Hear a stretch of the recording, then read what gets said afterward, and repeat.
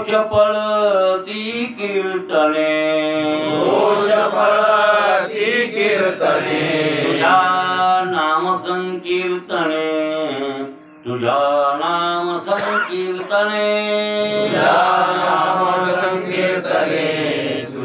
नाम संकीर्तने एका करू आदरिले खोटे वचन आपुले खोटे वचन आपुले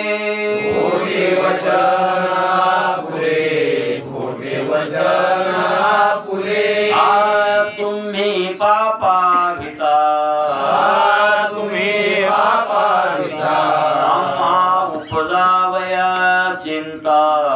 आम्हा उपजावया चिंता आम्हा उपजावया चिंता एका करू आदरिले खोटे वचन आपुले खोटे वचन आपुले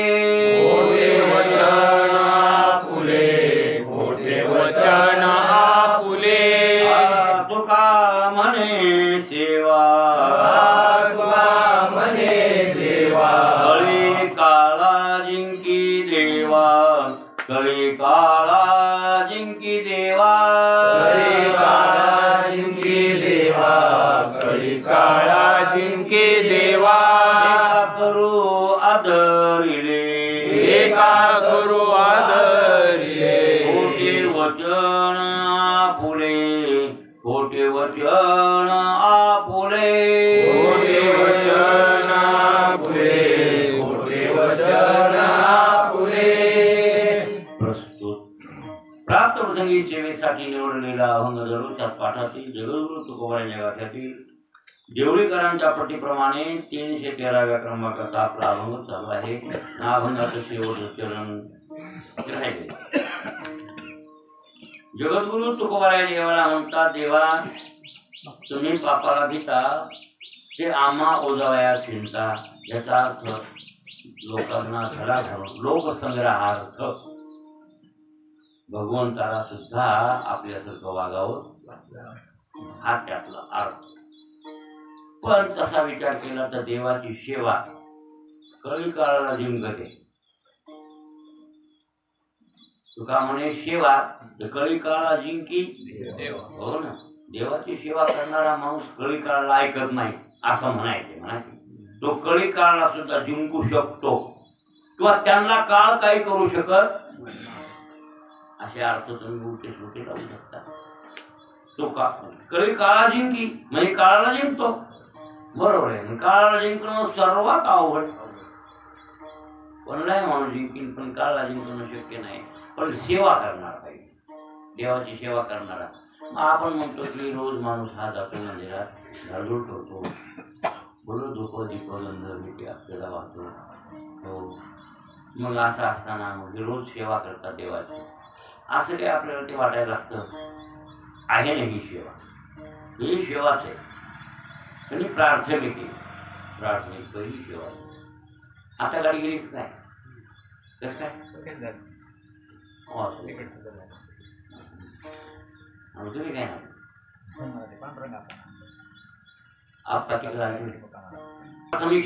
आहे सेवा. भगवंताची पूजा अर्चा करणं इत्यादी हे करणं ही सेवा आहे. पण ही सेवा अलीकडची उपासना कांडीचा निर्वाह हे उपासना आणि उपासना कांडाने विक्षेप दोष जातात. कर्मकांडानं मल जातो. कर्मकांडाचं आचरण केलं माणसानं की कर्मे मळक्षार नाही तीर्थे नाही मळक्षार आणि कर्मे आभ्यंतर उजळे. मग कर्मे आभ्यंतर उजळे इथं तीर्थे मळ क्षारे कोण म्हणजे ज्ञानोबा म्हणले ना. ते मळ कशाचा क्षारे म्हणजे माहिती काय मळ्याचा. तीर्थे काय क्षारे मळ क्षारे. तिथं माऊली त्या ओवीत जे म्हणलेत ना तर मळ्याचा मळ क्षारे. फक्त अंग धुवून निघते तीर्थात आंघोळ केल्यावर असं तिथं माऊली म्हणली. तीर्थे मळक शाळे तर कर्मी आभ्यंतर उजळे उजळे असं माऊली तिथं म्हणते. आणि बरोबर आहे, त्या ओळीला अनुसरून तुकाराम महाराज म्हणले ना, हो की तीर्थात जाऊन या तीर्थात वा काय केले जन्म प्रक्षाळले वरी वरी रे काताला झुटलो म्हणले तो अंतरीचे शुद्ध कासयाने झाले, अंतरीचे शुद्ध कासयाने झाले. भूषण ते गेले आपण या, मी यात्रा केली फक्त भूषण केलं म्हणले. मी यात्रा केली, मी यात्रा केली, मी चारोधाम केली, मी चारोधाम केले. असं जगामध्ये एक तुझी डंका वाजायला लागली. भूषण आलं म्हणजे तुला मान मान्यता. चारधाम करणारा माणूस आहे, साधा माणूस आहे का काय? आवाज काय वाटण झाले चारधामाचं. आज चारधाम म्हणजे पंढरपूरची जत्रा झाली आहे, झाले की नाही आज? पण पहिल्या काळात चारोधाम आमच्या श्रीपती मामाने केलं तर लोक नवल करत होते. श्रीपती मामा धोंडे श्रीचंद्राचे वडील धनु पाटलाची मामी त्याने केलं ते चारोधाम. नवल करायचे लोक, नवल कर बाबा काय श्रीपती मामा. आणि तुमच्या नरवडीच्या महाराजांनी गेले ते त्यांचे शिष्य होते. ज्योतिनाथ महाराज होते, कोचे आमच्या श्रीपती मामा बरेचसे काही गंगारामजी कोणी आणखी बरेचसे होते लोक. तर त्या काळात त्यांनी केले ते रेल्वेने घेते वाटते. त्याचे खूप लोक त्यांना मान मान्यता देत होते की चारोधाम. आता तेवढं काही चारोधामाचा काही विषय नाही. बरं चारोधाम केल्यावर लोक मान मान्यता देते तेवढंच की काय भूषण ते केले आपण या. पण अंतरीचे शुद्ध कासयाने झाले, अंतकरण शुद्ध व्हायला महत्व आहे ना. मग अंतकरण इकडं परमार्थात सांगितलंय कर्मामुळं. कर्मकांडाचं शुद्ध आचरण केलं की अंतकरण शुद्ध होते. जे वेदानं सांगितलेलं कर्मकांड आहे हे त्या नैमित्तिक काम्यन प्रायश्चित आहे. नित्य नैमित्तिक काम्य प्रायश्चित. काम्य कर्म साधकाला ग्राह्य नाही आणि साधक करत नाही. खरा साधक मुमुक्षु साधक करत नाही काम्य कर्म. प्रायश्चित्त कर्म घ्यायला मुमुक्षुला पाप झालं तर प्रायश्चित्त घ्यायचं, नाही ते घेण्याची गरज नाही.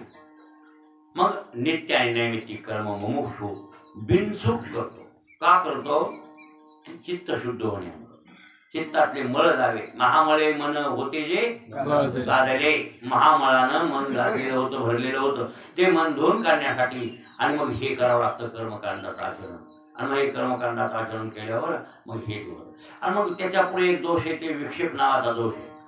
ते विक्षेप नावाचा दोष उपासनेनं जात असतो. उपासना केल्यावर मग आपली ही जी शारीरिक सेवा आहे ईश्वराची, पण ही संकुचित बुद्धी देवाची सेवा करायची आणि मग इतर लोकांना त्रास द्यायचा, हे देवाला आवडत का? तुका म्हणे देवा तारण भेदकाची सेवा. भेदकाची सेवा काय म्हणले? तारण आहे उलट. हा येती दगड जैसेवरी मंत्र पुष्पे देवाशी. संतांचा अतिक्रम आहे. अभंगाची सुरुवात काय? संतांचा अतिक्रम. देवपूजा तो अधर्म. येती दगड जैसेवरी मंत्र पुष्पे देवाशी. देवा नैवेद्याशी नाही अतिताशी गाळी, देवा नैवेद्याशी पोळी. तुका म्हणे देवा तारण भेदकाची सेवा. काय उपयोग आहे हे? काय उपयोग आहे सांगा ना. इथं काय म्हणजे तुकाराम महाराज अभंगामध्ये संतांचा अतिक्रम. संत सांगेल काय ऐकायचं नाही. संत महात्मे सांगते जगन्नाथ गुरुजी परभणीकर इत्यादी हे सगळे संत ज्ञानोबा तुकाराम महाराज काय म्हणाले गाठ्या ज्ञानेश्वरी ते ऐकायचं नाही. आणि ते न ऐकता देवाची पूजा करीत बसायचं. महादेवाची पिंड म्हणा, एखादी नाही विष्णूची मूर्ती म्हणा, त्याच्यावर पुष्पम समर्पयामी, बरं काय, धूपम समर्पयामी, दीपम समर्पयामी, हरिद्राम समर्पयामी, हे सगळं बरं काय, हे आव्हानार्थ अक्षराम समर्पयामी, बरं विसर्जनार्थम अक्षराम किंवा सर्वोपचारार्थ सिद्ध्यर्थम अक्षताम समर्पयामी. हे सगळं जरी असेल हो, हे रंग शास्त्रोक्त पद्धतीनं पूजा केली तुम्ही. पंचोपचार, षोडशोपचार पूजेचे प्रकार आहेत बरं काय. किती उपचार तुम्ही करता तुमची तुम्हाला माहिती आहे. पण किती उपचार आहेत? पहिले 5 आणि दुसरे 16. 5 उपचाराची एक पूजा आहे आणि 16 उपचाराची पूजा. ही सगळी अशी पूजा केली आणि संतांच्या बोलण्यावर लक्ष न देता वागणूक आचरणात आणली तर ती देवाला आवडत. संतांचा अतिक्रम देवपूजा तो ही आपली कायिक सेवा होईल. पण ही कायिक सेवेला एवढीशी देवाच्या किंमत नाही. या इकडचं प्राथमिक आहे. लय काही भूषण मागू नका तुम्ही. याच्यामध्ये काही लई भूषण आहे आपल्या सेवेचं. याच्या पुढची मानसिक सेवा नाही, कायिक वाचिक. तर वाचिक कोणती म्हणाल, गाथ्यासारख्या ग्रंथाचं चिंतन, वाचन करणं, वाचेतून उच्चार करणं, हरिनामाचा उच्चार करणं, हरिपाठ वगैरे हे ते सगळं म्हणणं, हे ह्याच्या पुढचं आहे. नामधारकाला ह्या गोष्टी मागलच्या पूजा क्रिया करण्याची सुद्धा गरज नाही. कोणला नामनिष्ठ, जे विशेष नामनिष्ठामध्ये दोन प्रकार आहेत. विशेष नामनिष्ठ, सामान्य नामनिष्ठ. नामधारकात दोन प्रकार. नामधारक आहे ना, त्यात दोन भाग आहेत. विशेष नामधारक, सामान्य नामधारक किंवा सामान्य नामनिष्ठ, विशेष नामनिष्ठ. आता त्यात मग विशेष नामनिष्ठ जर असेल ना, त्याला इत्यादी पूजा करण्याची, पसारा वाढवायची गरज नाही. त्याला काही लागत नाही. विना पेटी तबला काहीही गरज नाही. भगवंताचं नामस्मरण टाळल्यावर सुद्धा होतं. आणि मग ते ना तरी आवर्तने निगमुका नाम. वाचिक तपाचा प्रकार सांगत असताना ज्ञानेश्वर महाराजांना कायिक, वाचिक, मानसिक तप भगवंतानं भगवद्गीतेत अर्जुनाला सांगितलेले आहेत. मग वाचिक तप कोणतं, कोणी सांगेल का? काही ओढे आहेत का पाठ कोणला? वाचिक तप कोणतं? ना तरी एखादी नाव त्याची शैव का वैष्णव, वाचे वशे वाघ भवते तप जाणारे. हा, याचा श्लोक तर तुला येणार नाही. काय श्लोक याचा श्लोक, मन प्रसाद सौम्यत्व मौन आत्मविनिग्रह भाव संशुद्धी रिते तपो मानस मुख्यते. हे मानसिक तपाचं वर्णन. त्याच्यापुढे काय शारीरिक तप आणि पुन्हा मानसिक तप, वाचिक तप, हे सगळं सांगितलं त्याच्यात. तर त्याच्यामध्ये त्या वाचिक तपामध्ये ना तरी आवर्तने निगमुका नाम. आवर्तने म्हणजे वाचणे, त्याचं आवर्तन करणे. निगम नाम कोण? वेद. निगम म्हणजे काय? म्हणजे वेद, स्तोत्र, स्तुत्या देवाचे हे वाचणं, किंवा भगवंताचं नामस्मरण. आम्हाला वेद वाचता येत नाहीत, काही संस्कृत येत नाही, नका येऊ द्या ना. भगवंताचं नामस्मरण सोपं आहे ना, मग त्याचा उच्चार करणे हे वाचिक किंवा वाचिक सेवा. पण या दोन सेवा सुद्धा गौण आहेत. त्यापेक्षा खरी सेवा मानसिक आहे. आणि ती मानसिक सेवा कशी? ईश्वराचं मनामध्ये चिंतन करणं. मग तुम्ही म्हणाले ईश्वराला रूपच नाही तर चिंतन करावं कसं? काही असं काही निर्माण अंतःकरणात प्रश्न आणि आहे बी तसं. कोणत्या रूपाचं चिंतन करावं? सगुण साकार. सगुण साकार तर माहीत आहे. पांडुरंगाचा कमरे हात ठेवलेला, कृष्ण परमात्मा बासरी वाजवलेला, विष्णू परमात्मा हातात शंखचक्राला धरलेला, महादेवाचं त्रिशूळ हातात धारण केलेलं कोणतं रूप आहे, हे सगळे रूप देवाचे जे आहेत ते माईक आहेत, माईक रूप आहेत. मग ते प्रत्येक ध्यान आहे, ते ध्यान करणं गरजेचं आहे, त्याच्याबद्दल वाद नाही. आणि ध्यान करायचं असेल तर त्या स्वरूपात करावं लागतं. सगुणाचं ध्यान करावं लागतं. कारण का दुसरं त्याचं जे निर्गुण रूप आहे त्याला आकारच नाही, गुणच नाही, दृश्यच नाही, तर तुम्ही ध्यान करणार काय? लक्षात आलं? मग जोपर्यंत निर्गुणाचा ध्यान धारणा होत नाही आणि निर्गुणापर्यंत बुद्धी जात नाही तोपर्यंत भगवान परमात्म्याचं सगुण साकार आणि ध्यान मनामध्ये करणं ही मानसिक सेवा आहे. त्या ईश्वराचं ध्यान केलं पाहिजे. आणि सर्वात उत्कृष्ट आहे तोच ईश्वर सर्वभूतानां हृदयेश्वर तिष्ठति भ्रामेन सर्वभूतानि यंत्रारूढानि मायया. लक्षात आलं मी बोललेलं आता? ईश्वर सर्वभूतानां हृदयेश्वर तिष्ठति. अर्जुना, ईश्वर सर्वभूतामध्ये हृदयात वास करून तिष्ठत आहे, राहत आहे.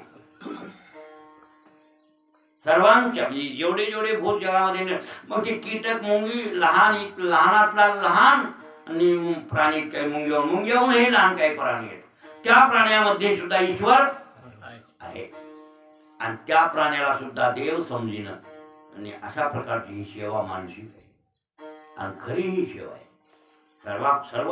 सर्वंगती रामदे हरी एक आणि सूर्यप्रकाशक सहस्ररश्मी. अशा प्रकारे मनामध्ये ईश्वराची भावना करणं ही खरी श्रेष्ठ सेवा.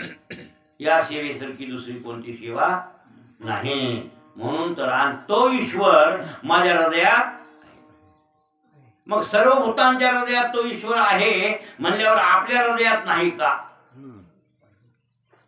तो म्हणे बुद्धी न जाणे तो अपार शुद्ध परमात्मा मीच. हो, बुद्धी न जाणे इतिहास तो अपार शुद्ध परमात्मा मीच आहे. मंगलामध्ये आणि विचारसागरातले मंगल आहे. विचारसागरातल्या मंगलामध्ये मला वाटते दादांनी केले ओव्याचे, दादांनी केलेले आहे का? आणि ते तसा प्रकारचं मंगल त्यांनी हिंदी भाषेत केले. निश्चलदासजी निश्चलदास आहेत ते मूळ विचारसागर करते निश्चलदास, आणि त्यांनी हिंदीमध्ये ग्रंथ केलेला आहे आणि ते त्यांचा गद्यात होता आणि हे दादाचा गद्यात होते. पण त्या काही ओव्या केल्या, तिथं काही त्यांनी दोहे केले असतील निश्चलदासजींनी, आणि त्या दोह्यावर यांनी त्या काय केल्या, ओव्या केल्या. बरोबर आहे ना? बुद्धी न जाणे, बुद्धी जाणू शकत नाही कोणला, त्या परमात्मा शुद्ध स्वरूपाला, पण जाणे ही त्यास. पुढे असं आणखीन घातलं विकल्पान पद, जाणे ही त्यास. बरोबर आहे ना? ती बुद्धी जाणीत नाही, जाणू शकत नाही, हे खरं आहे.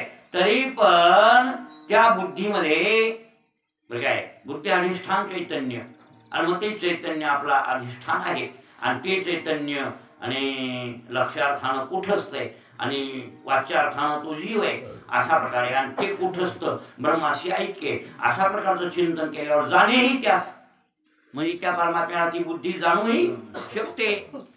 असा अपार शुद्ध परमात्मा कोण आहे? मीच आहे. असं निश्चलदासजी तिथं म्हणले, आपले दादाही म्हणले, दादाने त्या गोव्या केल्या. असू द्या असा, मग असा सर्व परमात्मा व्यापक आहे ना, आणि तो व्यापक परमात्मा म्हणून तर महाराज काय, आत्मा हम बुद्धिजम नाही, देहात्म बुद्धिजम पापम नतत गोवल कोटी भी. बघा शास्त्रकार काय म्हणले इथं, देहात्म बुद्धिजम पाप, म्हणजे देहाकडे बुद्धी ठेवून वागणं आणि त्याच्यातून पाप निर्माण होतात ना. नतत गोवल कोटी भी, कोट्यवधी गायी मारल्या तर तेवढं पाप होणार नाही. एवढं पाप होते मी देह समजणाऱ्या. बरं का बालू, मग त्या पापातच आहेत आपण सगळे. आपण सगळे कशात आहेत? मी बोलायचे ते श्लोक आहे शास्त्रकारात, देहात्म बुद्धिजम पापम. देहात्म बुद्धी, देहात्म म्हणजे मी देह आहे.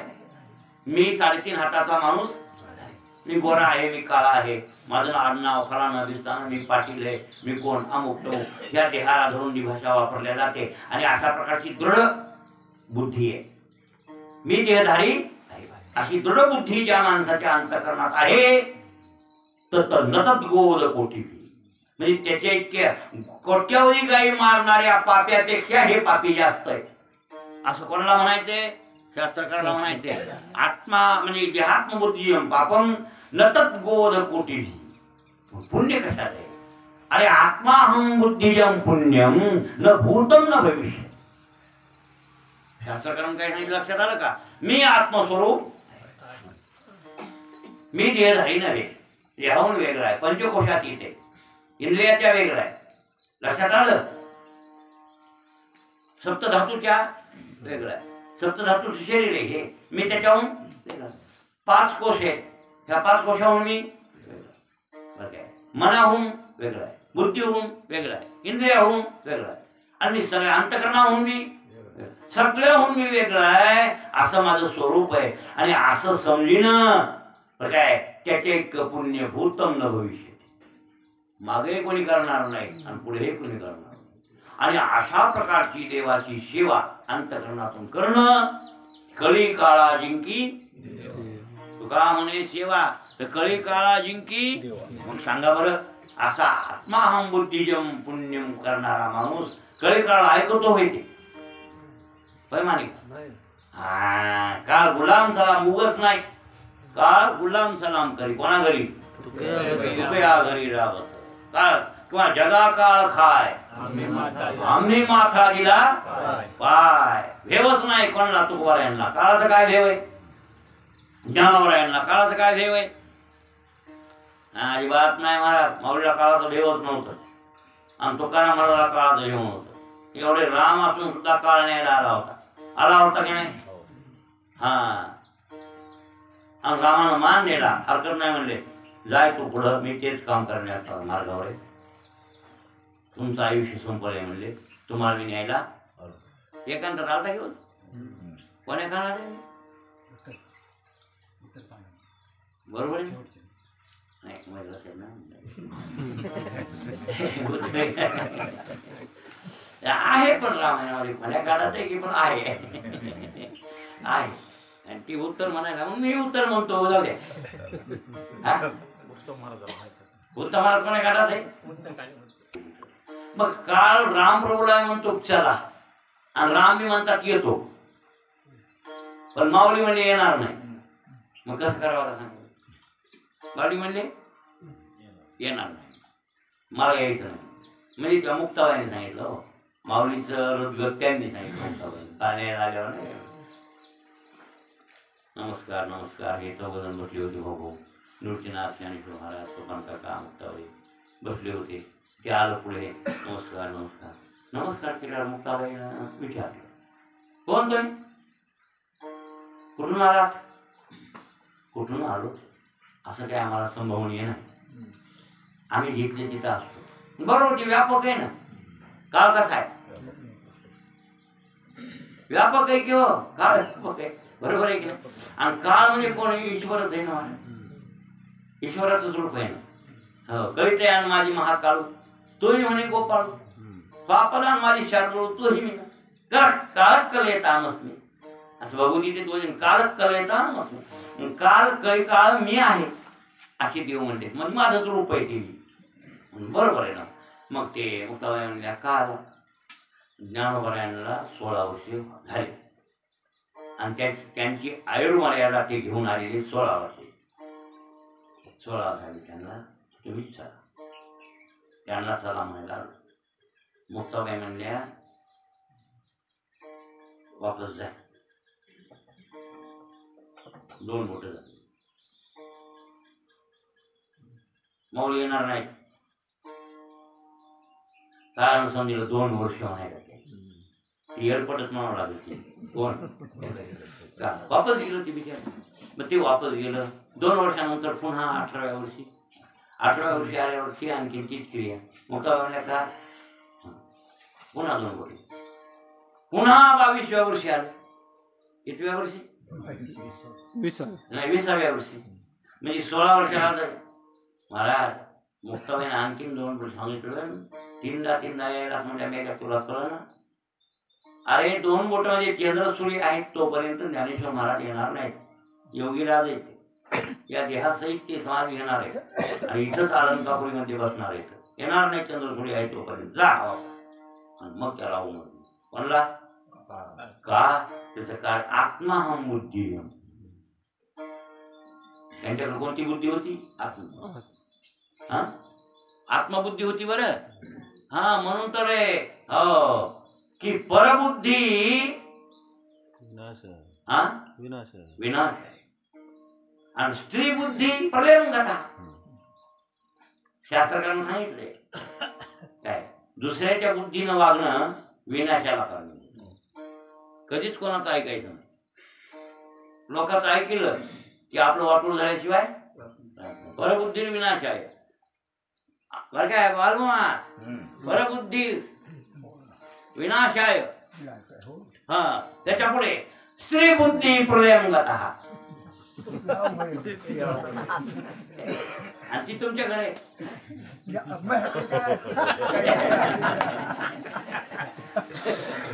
कोणाचा ऐकून संसार करता तुम्ही? तुमच्या मनावर का मंडळीच्या मनावर?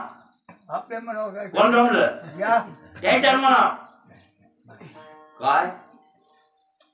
आता मग ती दवाखान्यात नेते उसनी मिळते का तर म्हणते होती घ्यायची. पुन्हा घरी गेले, घरी विचारलं शिवाजीराव पैसे देतो म्हणजे तर मग ते म्हणलं मला फोन बरं का त्या दोघी नवरा बायकोन. तर त्या बाई म्हणजे मग होय तुम्ही पैसे देतो म्हणजे हो. मग हे किती आणायचे? किती शिवाजीराव हा सुद्धा मी तर हातच झालो. असं काय सांगा माणसं म्हणजे 5,000 म्हणा. हे म्हणजे कोण आहे ना 5,000 म्हणा. मग ते म्हणजे 5,000 द्या म्हणा एक माणसं. कोणाच्या बुद्धीवर कारभार झाला म्हणले की नाही तुम्ही? खरं बोला. काय लक्षात नाही. इथं बघा. सगळा व्यवहार त्याच्यात मला कोणाच्या आपलं बरं काय तेच म्हणून नाही, हे सगळेच आहे. हे सगळेच आपलं तसंच आहे नाही का. प्रलय कथा बाईच्या बुद्धीनं संसार करणं, तिच्या बुद्धीनं वागणं प्रलय कथा. प्रलय काळाचा हा आत्मबुद्धी कार कार्य. आत्मबुद्धी आपल्या बुद्धीनं वागणं हिताचं आहे असं म्हणले बरं शास्त्रकार. म्हणून आपल्या बुद्धीनं वागा, आत्मबुद्धी आणि आत्मबुद्धी ठेवा. म्हणून ती काय आत्मबुद्धीजम आत्माहम बुद्धिजम पुण्यम, म्हणजे मी ब्रह्मरूप आहे अशा प्रकारची बुद्धीचा निश्चय असणं त्याच्यासारखं पुण्य कोणातच नाहीये. आणि ही खरी ईश्वराची आणि अशी ईश्वराची सेवा केली रे केली. तुका म्हणे काय, तुका म्हणे सेवा तर कळी काळा जिंकी देवा. हा अशी सेवा, अशी सेवा महत्वाची. बघा बरं, एकनाथ महाराज गेले होते काशीला. काशीला गेले होते म्हणजे त्यांना काशीच्या महंताचं बोलावणार होतं भागवताच्या वेळेला. भागवतच का केलं कुदनपणा. त्यांनी मराठीत भाषांतर केलं 11व्या स्कंदावर. ते 5 अध्याय लिहिले होते. तुम्हाला मी सांगितले कथा आहे. 5 अध्याय त्यांनी इथं लिहिले. कुठं? पैठणमध्ये. आणि मग ते तिथलं 5 अध्यायची टिप्पणी करून एक जण ब्राह्मण त्यांचा भक्त यात्रा गेला होता पायी काशीला. आणि काशीत जाऊन मन करणे का घाटावर ते वाचू लागला.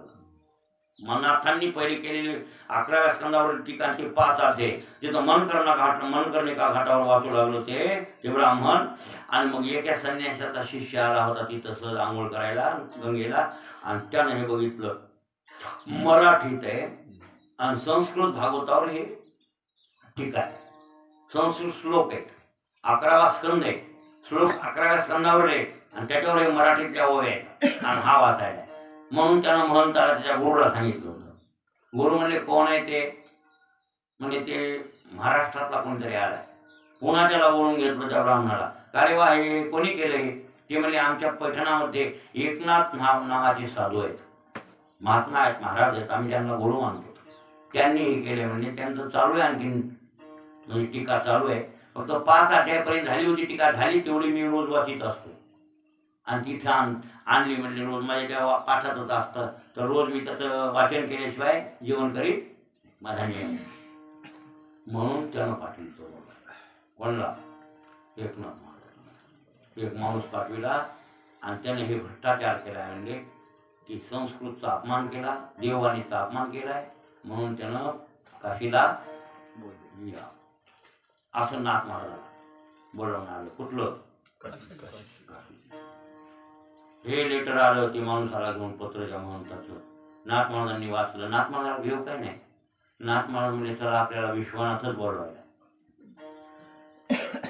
मग आपल्या सौंगाड्याला म्हणजे सौंगाडी म्हणजे ते रानू महार इत्यादी आणखीन ते होते पुष्कळ श्रोते. ते म्हणले बाबा मला काशीला बोलावणार. आता इथला पाठ काशीची यात्रा होईपर्यंत बंदच राहणार. आता म्हणजे महाराज मग तुम्ही चालले म्हणजे मग आम्हालाही तुमच्या संग यात्रा घडेल ना, आम्ही बी येतो. सरळ म्हणले मग मृदंगण टाळण हेन तेन विनान हेन तेन घेऊन निघाले. दर मुक्काम दूर कोस भजन हे ते व्हायचं व्यवस्थित यात्रा. असं यात्रा करत करत करत करत काशीला गेले. मला हे थोडक्यात सांगायचे. तिथे गेले आणि तिथं काशीला गेल्यावर मग मन करणे का घाटावर गेल्यावर स्नान विधी विधान सगळं केलं. आणि महंताला सांगितलं की मी आलोय. महाराज ते बघायला झाला एक शिष्य. त्यानं पाहिले एकनाथ महाराजाला. पाहिल्याबरोबर त्याच्या मनात वेगळंच परिवर्तन आणि जी काही कुभावना होती ती सद्भावना निर्माण झाली. पुन्हा परत येऊन सांगितलं गुरुला, गुरु त्याच्या काही शरीरावर एवढा भाव आहे, त्याच्याकडे जर पाहिलं आपण तर माणसाच्या मनातच परिवर्तन होऊन जातं. त्याच्यासाठी त्याला बघितलं की माणूस गारच पडतो असं म्हणा की असा ते पुरुष आहे. मग ते महंतानं पडदा टाकला मला मुद्दाम आणि निमित्त केलं. पाप्याचं तोंड बघत नाही बघा. आणि पडद्याच्यावरून बोलायचं आणि का तर देववाणीचा अपमान केला. संस्कृत भागवतावर मराठीत कशाला करायला मारायला.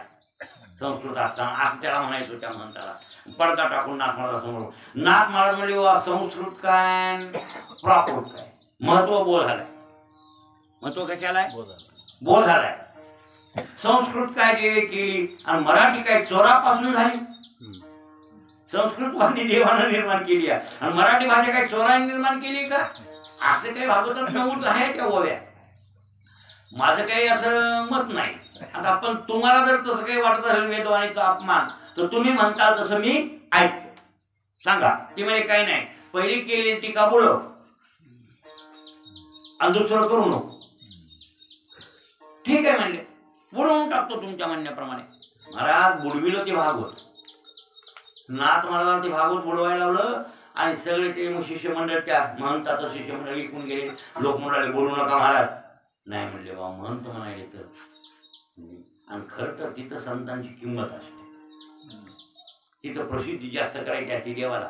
म्हणून या अशा गोष्टी भगवानच घडून आणते म्हणा घ्या. कारण काय गंगेमध्ये भागवत टाकणार गंगा आणून देणार आणि हे काही आणि असा प्रकार झाला नसता ना बाहेर. त्या महंतानं जर असं केलं नसतं तर गंगेनं भागवत कशाला आणून दिलं असतं. मग हे करायला लावणार तरी कोण आहे. भगवंतच आहे महाराज. का म्हणून वारे हाती माप चाले सज्जनाचे कीर्ती मुख त्यांचे नारायण. काहीतरी निमित्ताने कीर्ती वाढविते देव. तुम्हाला दिसते इकडं अपमान केले पण तिकडं अपमान नाही मान वाढत आहे उलट संतांचा. महाराज ते भागवत बुडविलं गंगेत नाथाने स्वतः जय गंगे जय गंगे जय गंगे म्हणत त्या गंगेत गेले आणि भागवत गंगेत टाकल्याबरोबर ती आणि शुद्ध आणि साकार होऊन हात हिरवे कंकण चोळी आणि अशा प्रकारे आणि गंगेने ते हातात ठेवले. पाण्यात धुजले नाही वरलेवरी झेललं आणि मग ते हातात देऊन नाथांच्या नका टाकू. हे मी ह्याला बोलविणार नाही. हे हजारो लोकांनी तिथं बघितलं आणि मग महंताला कळालं की भागवत गंगेनं आणून दिलं. मग महंत शरणारा पडला शरणारा म्हणून मला अधिकाऱ्यांचा कळा तुम्ही साधू आहे. आम्ही महंतीत वाया गेलो आणि तुम्ही मुक्त आहे हे आम्हाला कळलं नाही. म्हणून तुमचं भागवत मी बुडवायला लावलं. गंगा मातेनं त्याला आणून दिलं. मानावं लागेल तुम्हाला. मग आम्हाला वाटतंय तुमची मिरवणूक काशी क्षेत्रात करा. तुमचा ग्रंथ पुढे ठेवावा हत्ती बसवावं अंबारीत आणि काशीमध्ये तुमची मिरवणूक काढावी अशी आमची इच्छा आहे. नाथ महाराज म्हणले मी हत्ती बसून मिरवून इतका लायकीचा भागवताची मिरवणूक काढायची म्हणता ती काढा पण माझी मिरवणूक काढू नका. मी तुमच्याबरोबर भजन करीत चालतो. आणि पायानं नाथ महाराज मिरवले भागवताची मिरवणूक काढली आणि तिथं तेलंग स्वामी होते. त्या तेलंग स्वामीनं सांगितलं की भागवत गंगेनं हात लागलेला गंगेचा हात लागलाय तर ही कोण्या प्राकृत माणसाच्या हातात जाऊ नये भागवत. याच्यासाठी याच्या टिपण्या करून घ्या आणि टिपण्या करून घ्या आणि जे गंगेनं हात लावलाय त्या भागवताला त्या भागवताला समाधी द्या. तेलंग स्वामी म्हणे. तेलंग स्वामीने कळलं का तेलंगणातले होते ते आपलं तेलंगणा राष्ट्र नाही का आपण कीर्तनाला तुटते किंवा डोळे झाकायचे काय हा आता झटका लागली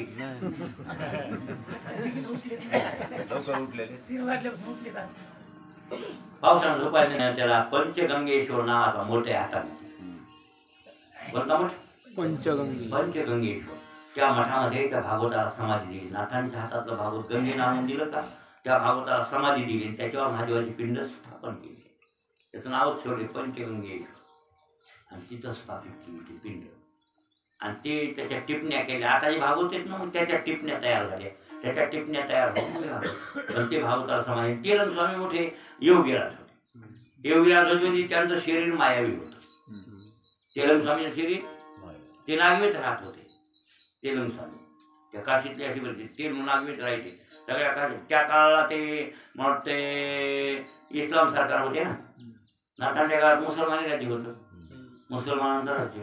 मग ती मुसलमानाच्या राज्यातल्या लोकांना त्या कलेक्टरनं सांगितलं त्या पोलीस आहे किंवा कोणी नागवीन आणि नागवं राहणं कार्यानुसार गुन्हा आहे. मग ते आज मी जमत नसेल ते का जमते नाही जमणार नाही जमणार. आता येड्या यायला काही म्हणत नाही ते सरकार काही ते पागल हे कसं राहतात मग ते नाही त्याचा धर्मच आहे. ते बोलत नाही बोलतच नाही त्याला मोकळी करते. सरकारची मान्यता नाही. सरकारची मान्यता आहे त्यांना ती मान्यता आहे शीख लोकांना हातात तलवार घ्यायची मान्यता आहे. ते नागवी तलवार घेऊन हिंडू शकतात. कोण भारतात कुठेही कोण्याही कोपऱ्यात त्याची तलवार त्याच्या कमरेत. त्याला कोणी तलवार का घेतली का असं बंधन नाही. आपल्याला तलवार घ्यायला जमत नाही. नुसती कुऱ्हाड घेऊन गेलो बाजारात तर मला ते पकडी देतो. जमत नाही आपल्याला. आणि त्या रूम न रूम जमते रूम गड्डे जाईल तुम्ही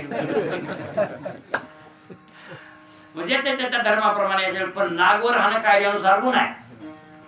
मग किरण स्वामीला सांगितलं त्या पोलीस लोकांना नागवर राहू नका. हो महाराज ते गजानन महाराज होते आरगुट. ते म्हणे तुला काय करायचं. मी नागोर आहे का कसा बी राहील. गजानन बाबा तसेच होते ना. तुला काय करायचंय. मग पोलिसनं सांगितलं फौजदारला वरल्या अधिकाऱ्याला तसा म्हणायला लागले गेला. तसा म्हणायला का त्याला हातकड्या घाला आणि कोठडीत टाकून द्या. बंदिस्त करा. कलेक्टरनं सांगितलं बंदिस्त करा. काही गोड नाही. त्याला टाकलं कोठडीत टाकलं. लॉक केलं. आज कोठडी दिवस मला टाकलं की सकाळ आणखीन रस्त्यावर घेतलं. त्या कृष्ण परमात्म्यानं जसं बांधून घेतलं नाही का येसो देखून तसा हे योगी आहे. बाहेर निघाला. पुन्हा ते पोलीस म्हणले ते काल कोणत्या बाहेर निघालं. बघा कोठडी कुलूप जसे असतंच आहे. कोठडी जसे असतशी आहे. मधात कुत्र नाही. बाहेर आले मायाविषयी महाराज असं दोनदा झालं. दोनदा कोठडीत टाकलं. आणि तिसऱ्या वार कलेक्टरनं स्वतः म्हणला तुम्ही नीट कोणीनाथ म्हणला. बाहेर कोण मधात कोण दिलं माणूस बाहेर निघत असते का. मूर्ख कोणीकडे असा कातवाला कोण कलेक्टर. आणि मग कलेक्टर स्वतः आला. पोलीस घेतले. त्याला अटक केलं. कोठडीत टाकलं आणि कुलपाला सील केलं. लक्षात आलं नाही. हे टाकून कचले ते स्वतील टाकतात ना. त्याला म्हणते काय म्हणजे त्याला सील मारत झालं. हो कतलीचं दुसरं नाही शिस्त. कतलीचं नाव दुसरं काय शिस्त. काय पण आहे शिस्त म्हणतात. पण नरम असते ते वरल्या जातं. आणि त्याच्यावर सील केलं कलेक्टरनं स्वतः. आणि कोणलं तर तिसरी दिवशी आणखीन रस्त्या. आणि मग कलेक्टर म्हणला हे आवली आहे. ह्याच्या तुम्ही नादी लागू. हे माणूस नाही. हे माणसाच्या वेगळा. तर ह्याच्यात तुम्ही अमानुष्य याच्यात तुम्ही लागले. आणि नाही लागले असा अधिकार कोणाचा आहे. आणि ते तेरण स्वामीनाथाला मान्यता दिली. त्यांचं दर्शन घेतात. कोणाचं एकनाथ महाराजाचं. आणि त्या भागवताला त्यांनी समाधी दिली. आता ते नाथ महाराज आपल्या श्रोत्र वर्गाला म्हणले आपल्या सहकार्याला म्हणले जसं आलोत काशीला तसं आपण काशीच्या गंगेचं पाणी घेऊन रामेश्वरला जाऊ. आणि हे पाणी काशीचं कावड काशीची रामेश्वरला. आणि ते नियम आहेत बरं काय. काशीची कावड रामेश्वरला आणि रामेश्वराचा सेतू परत एकदा काशीला. सेतू म्हणजे कळ वाळू. तिथली वाळू आणायची या गंगेत टाकायची. या गंगेचं पाणी न्यायचं महादेवाला घालायचं. ती यात्रा पूर्ण होते. मग नाथ महाराज म्हणजे आणि शांताईच्या काशीला आलो. सुयोगानं आपण रामेश्वरला पाणी घेऊन जाऊ. चला बिनग्या घेऊन निघाले. बिनगे घेऊन जर मुक्काम भजन पूजन कीर्तन थाने काही प्रवचन यावं तेव्हा. आणि मग जाता जाता जाता जाता जाता आणि मग वाटेत ते गाढव पडलं होतं. गाढव आणि ते ऊन होतं खूप. आणि रखरखच्या उन्हामध्ये ते पडलेलं होतं. तोंडाच्या खर्ची आली होती. फेस आला होता. हो मला वाटते ब्रह्मा विष्णू महेश ज्याची छळावय आहे. पण नढळे निष्ठा ज्याची एकात्मता बनते. त्यापैकी महादेव आहे. गाढव कोण आलाय. महादेवच गाढव झालाय रामेश्वर. आणि मग ते गाढवाच्या रूपात येऊन पडलाय. समजा ग्रहित झाला नव्हे. गाढवात बी रामेश्वर आहे ना. गाढवात रामेश्वर नाही का कोणी बी अशी कल्पना महाराज. मग ती गाढव पडलेली त्याला कोणाला खर्ची आलेली फेस यायला आणि ते डोळे काढले करण्याच्या मार्गावरले. नाथ महाराज बाबा रे गाढव उन्हानं रचलं. त्या उन्हा वाचून पाण्या वाचून मरतं काही बाबा. पाणी पाजल्या वाचलं तर वाचलं रे. आपण याला पाणी पाजू. थांबा थांबा थांबा थांबा. टेकवा कावडी टेकवा टेकवी द्या. स्वतःची कावड घेतली नाथ महाराज. लोक म्हणाले महाराज रामेश्वरला घेतलेलं पाणी गाढवाला कसं पाजायचं. दुसरं आणून पाजाव. म्हणजे दुसरीकडून पाणी आणावं ह्या गाढवाला पाजावं. हे पवित्र पाणी कसं पाजायचं. आणि ह्या गाढवाला पाजल्यावर पुन्हा आणखी विटाळ होईल. त्यापेक्षा पुन्हा आंघोळ पण करता येईल आंघोळ. पण पाणी दुसरं पाजू. ते म्हणले माझा रामेश्वर हेच आहे. मला तुम्ही ऐक. धरा गाढवाच्या तोंडाला धरलं आणि त्याच्यात कावड. ते पाणी वतल्यावर गाढव सजीव झालं. सजीव झालं नाही, महादेवाच्या रूपात दर्शन दिले नाथांना. नाथ महाराज पाया पडले. फक्त महादेव कोणाला दिसला? त्यांना, सोबत्याला नाही दिसला. का सोबत्याचा भाव तसा होता का? तसा भाव नसल्यामुळं त्यांना देव दिसला नाही. महादेव यांना दिसला. नाथ महाराज पाया पडले आणि तुझी कावड यात्रा पूर्ण झाली. मी रामेश्वरच आहे, तू रामेश्वरला यायची गरज, तू येऊ नको रामेश्वर. मग गाढवात त्यांना देव दिसला. कोणला? नाथ महाराजाला. बरोबर आहे ना? मग का म्हणून दिसला? हा, म्हणजे नाथ महाराज देव होते. नाथ महाराज पर्यायाने कोण होते? सर्व भूत म्हणजे सर्व भूतात परमात्मा पाहणारा माणूस माणूस नसतोच. कोण असतो? देव असतो.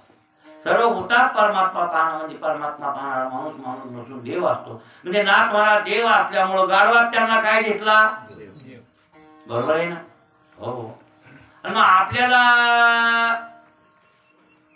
गाढव दिसते. आपण गाढव आहेत म्हणून का म्हणून समजतो गाढवाला गाढव?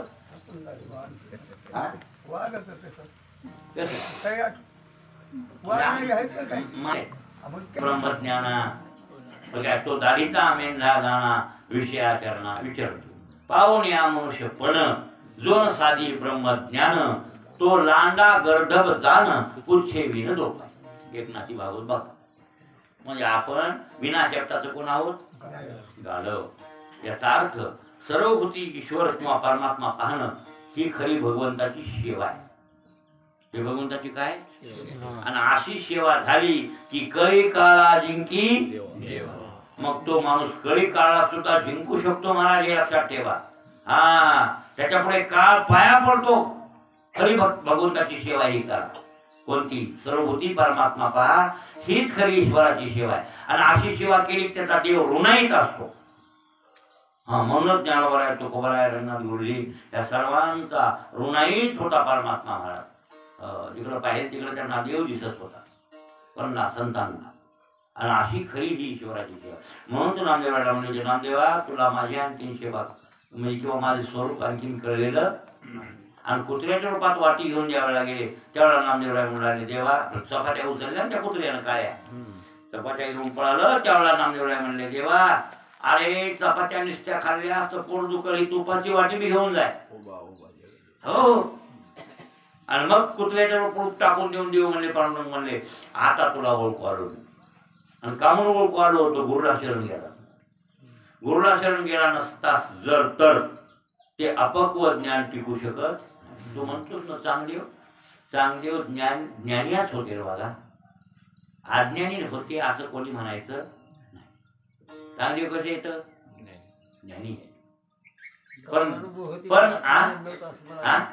ब्रह्मानुभव होता पण ब्रह्मज्ञान नव्हतं असं मला वाटतं.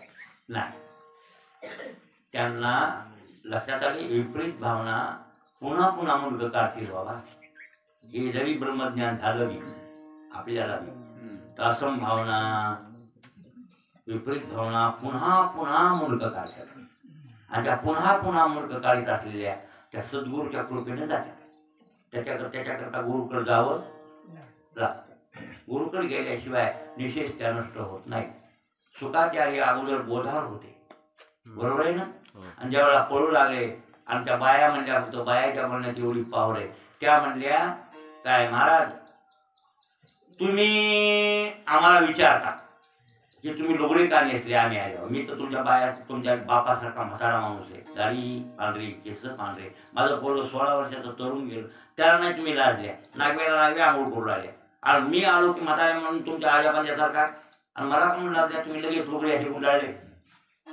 त्या म्हणल्या तुम्हाला हे कळतंय बाई कोण? गरीब. त्या तुमच्या पोराला हे कळत नाही आणि त्याला भानत नसल्यामुळं आम्हाला लाजायची गरज म्हणून गरज पडली नाही. इतकंच बायाचं बोलणं कानावर गेलं, त्याला अभिमान झाला, मी ज्ञाता आणि बाप अज्ञानी. म्हणजे आपल्यापेक्षा बाप अज्ञानी अशी विपरीत भावना घुसली. त्याच्यासाठी जनकाकडे ते छेद करायला जावं लागलं. ते विकल्पाला घालवायला कोणाकडे जावं लागलं. तसंच चांगदेवालाही माऊलीकडे यावं लागलं. चांगदेव ज्ञानी आहे, कारण काय अज्ञानी, अज्ञानातला अज्ञानी, ज्ञानी ज्ञानातली ज्ञानी. वर्ग किती झाले? 4. त्यापैकी ज्ञानी चांगले आणि ज्ञानातले ज्ञानी. म्हणून ज्ञानातल्या ज्ञानाकडे चांगल्यावाला जावं लागलं. चांगलं इतका अज्ञानी उन्हाळ होता, अनाडी होता असं समजू नका. 14 विद्या त्याच्याकडे होत्या. त्याच्यात ब्रह्मविद्या होती. ब्रह्मविद्या सांगत होतं ते विचारसागर सांगत होतं. कोण? मग विचारसागर सांगते म्हणलं ब्रह्मविद्येचा ज्ञाता नाही व्हायचे. त्याला विचारसागर सुस्पष्ट सांगता येतो. तो माणूस त्याच्याकडे ब्रह्मविद्या नाही असं कोण कोण म्हणेल? कसं म्हणता येईल तुम्हाला असं? त्याच्याकडे ब्रह्मविद्या आहेच आहे की नाही असा त्याचा अर्थ आहे. फक्त ज्ञानी आहे पण ज्ञानातला ज्ञानी नव्हता इतकाच. म्हणून एक लक्षात ठेवा. आपलं त्याच्यावर पुन्हा येते आणखी. चला एकंदरीत यामुळे संपला असं गृहीत धरतो. तुका म्हणे बरं काय शेवा ते कळी काळा जिंकी. आता पुढे कळी काळाचे राहूया तुम्हाला थोडक्यात. पुढे कळी काळाचं वर्णनार्थ सांगेल. कळी आणि काळ, काळ आणि कळी इथं शब्द असे 2 घातले विकल्पाने. बरोबर आहे. काळ तर कळी म्हणजे कलियुगातला काळ. काय? द्वापारयुगातला काळ नाही, कृतयुगातला काळ नाही, त्रेतायुगातला काळ नाही. कोणता काळ? कळी काळ. आणि मला ते कळी काळ सगळ्यात खतरा आहे. बाकीच्या काळापेक्षा खतरा आहे. आणि कसा वाटायला तुम्हाला आता?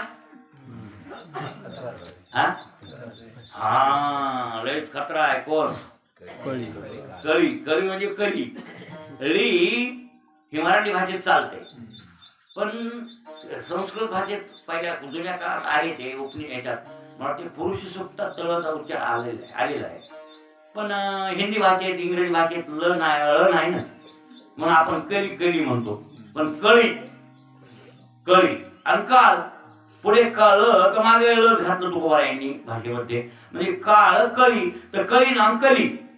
कलियुगातला काळ. आणि असा काळ जरी असला तर महाराज भगवंताचा भक्त सेवा करणारा जर असेल तर त्या काळालाही जिंकतो.